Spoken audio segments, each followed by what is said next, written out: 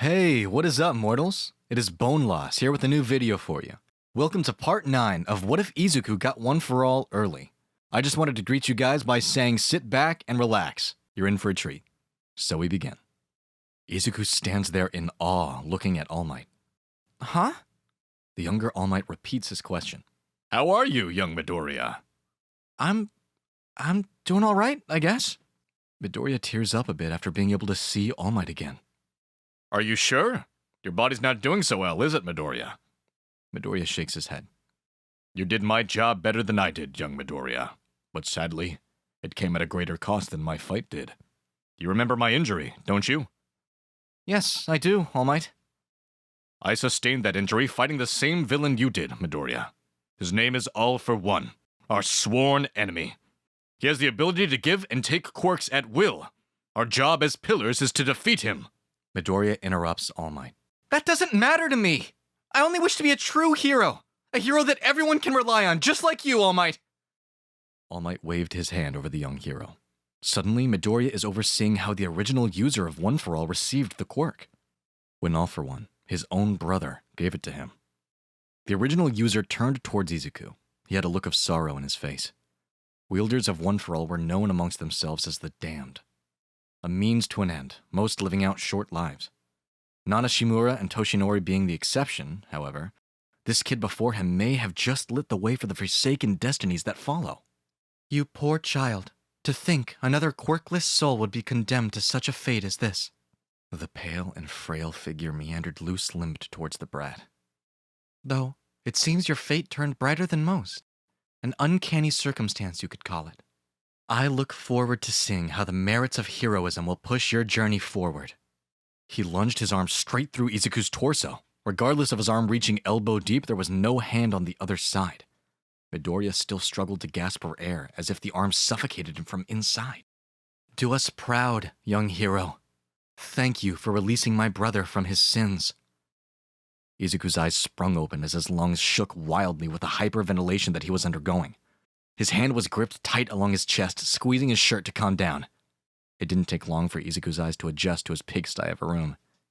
Izuku glanced at the walls to the sight of all his All Might posters shredded to bits. His eyes swelled up with tears. Goodbye, All Might. A few knocks emanated from his bedroom door, ringing in Deku's ears. Inko was on the other side. Izuku, Sweeney? I heard a lot of noises. Are you okay? Izuku subconsciously stood up despite his handicapped state and gently nudged the door open, revealing a sliver of his room. Before revealing his face, he wiped his tears. Yeah, I'm fine, Mom. Izuku was in no mood to feel pathetic around his mother. He began walking away back to his bed. Inko developed tears as they flowed down her eyes, seeing her Izuku walk again. Izuku, you're walking! Midoriya then looks at his legs in awe and tries to take a step and stumbles. Midoriya's mother runs towards him to help him. Midoriya uses his mother as a crutch until he gets to his bed. Midoriya's mother tells him to rest. There are still a couple of hours until morning. Midoriya goes back to sleep, and this time he just has a normal dream. A couple of days go by, and Midoriya attends Bakugo's court case. He is there. Some heroes are testifying, saying that Bakugo should end up in Tartarus prison. Eraserhead is called to the stand. Do you know this boy? Yes, he's one of my students. And why isn't he in your class anymore? He was expelled. Under what ground? The first day he caused a commotion in class, he didn't seem to have an attitude fitting of a hero, so I decided to expel him. Now I realize that was a mistake. He was one of the villains that attacked the USJ, correct? Firstly, I wouldn't categorize Bakugo as a villain. However, because of frustration, he was recruited into attacking the USJ, yes. No further questions, Your Honor. The defense comes close to the stand and asks Aizawa, why do you think expelling Bakugo was a mistake? I saw firsthand how that kid did everything he could to both defeat the villain no single hero could ever hope to defeat and keep Midoriya safe. That is a hero. So why exactly wouldn't you categorize Bakugo as a villain? As I stated previously, he would do anything to defeat the villain, the enemy. He has a good sense of morals. But since he was expelled, he got frustrated, and seeing Midoriya as his enemy, for whatever reasons he had, he was coerced into attacking the USJ. Moments later, Endeavor is asked by the defense, What exactly made you give the two boys, both Midoriya and Bakugo, permission to fight and use their quirks? The two boys were already fighting the villain and seemed to know more of how to deal with the situation than I did. They also seemed pretty capable of taking care of themselves and powerful enough to hold their own, so I gave them permission to fight and use their quirks. It seems like the right decision in retrospect. They defeated the villain, even if I lost my quirk in the process. The day was saved and the villain defeated. I got a better end to my career than All Might did. Thank you. A little later, Bakugo is called in as a witness, and they ask him, why did you attack the USJ? Why did you leave the League of Villains? To be honest, maybe I deserved to go to jail, but to answer your question, I was angry. Deku had just manifested a quirk, and I was kicked out of my dream school.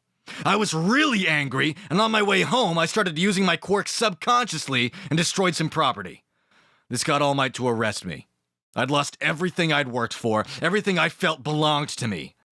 And I was suddenly in a room with a man in the suit. He offered me the opportunity to get back at those who had wronged me, and I took it.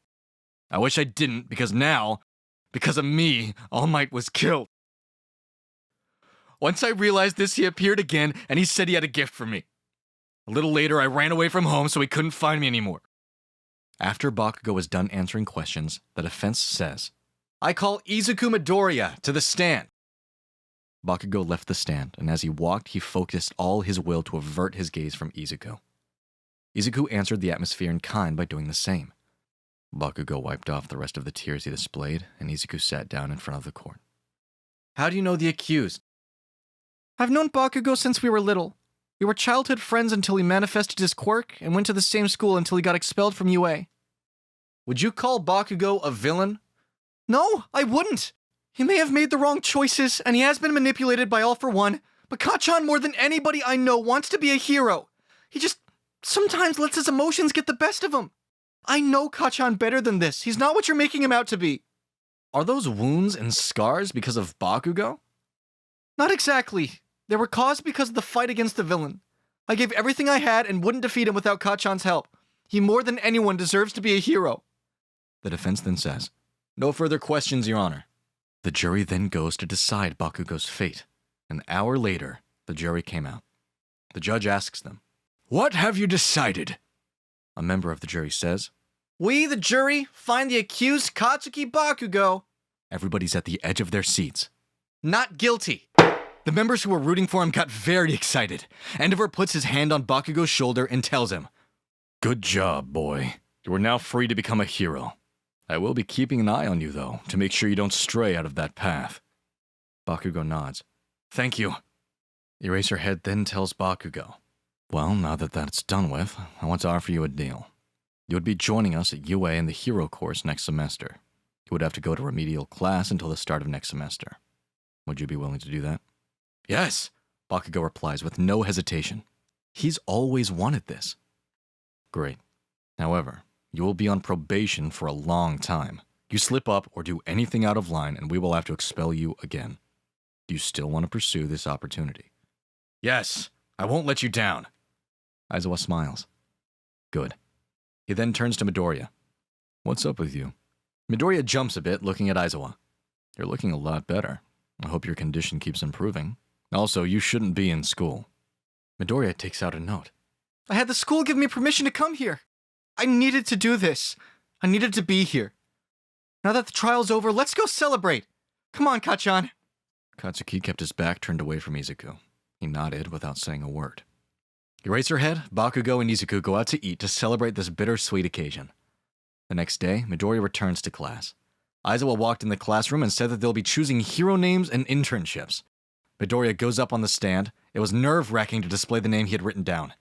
He simply raised the sign up with great determination. Deku was all that was written. The rest of the class displayed their names, picking fun at each other or being shot down by midnight. Bakugo didn't even bother going up. How could he? They were each handed their internship pamphlets. Midoriya's body was still damaged, though he ended up with 25 offers. Though his lack of interest from most of them dissuaded Izuku from the excitement he would normally feel from such opportunities. Midoriya, after a lot of thinking, narrows his options down to two. Gran Torino, All Might's mentor, or Night Eye's agency. He remembers the card that the short old man gave him at the funeral. However, after much deliberation, Midoriya ultimately decides to go with Night Eye's agency. Ida's desire for vengeance dimmered quickly, so his choice ultimately fell into Airjet, the Buster hero. Todoroki went with the armored hero, Yoroi Musha. The day of the internships came fast, and Midoriya goes to Night Eye's agency and presents himself. He's surprised to see Mirio there and asks Mirio if he's also there for the workplace experience. "No, I have a temporary hero license and work here on the regular." Night Eye interrupts them. "While Midoriya is here, Mirio, you will be training him in combat and showing him the ropes of being a hero. Show him the most useful information and what it's actually like." "Excuse me, but I don't understand. I've done plenty of combat training against All Might. I already know how to fight. Shouldn't I be focusing on other things instead?" How insolent. Looks like UA raised you brats to be cocky, not heroes. Midoriya hesitated to speak up against him, realizing he insulted his judgment. Night Eye simply adjusts his specs along the bridge of his nose. "Well, if you really think you can do as you say, prove it to me." Thank you all for sticking around, and I hope that you enjoyed. Before you leave, we would just like to let you know that We the Celestials has many other channels for your entertainment and viewing purposes. All the information you'll need is right below here in the description, so feel free to check out all the other incredible projects our team creates. Secondly, on behalf of We the Celestials, I'd like to thank everyone involved in the production of today's awesome content. Their details will be in the description below. That's all for today's video, so goodbye and have a divine day.